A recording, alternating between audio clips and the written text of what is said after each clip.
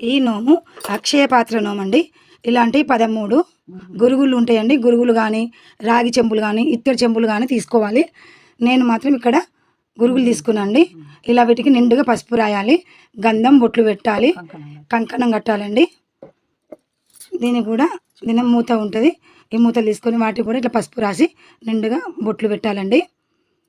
ఇందులో red colour cloth అమ్మవారికి ఇష్టం కాబట్టి ఇలా రెడ్ కలర్ క్లాత్ పెట్టుకోవాలండి. తామర గింజలు, గోమాతి చక్రము, లక్ష్మీ గవ్వలు, 1 రూపాయి కాయను, రాగి అయినా ఏమైనా వేసుకోవచ్చండి. అద్దము, లక్ష్మీ రూపము ఇట్లా వేసుకొని ఇందులో పోగుదారం కూడా వేసుకోవాలండి. ఇలాంటి 13 సెట్లు తయారు చేసుకొని 13 మీద గౌరమ్మని పెట్టుకొని ఇలా నమ్ముకోవాలండి.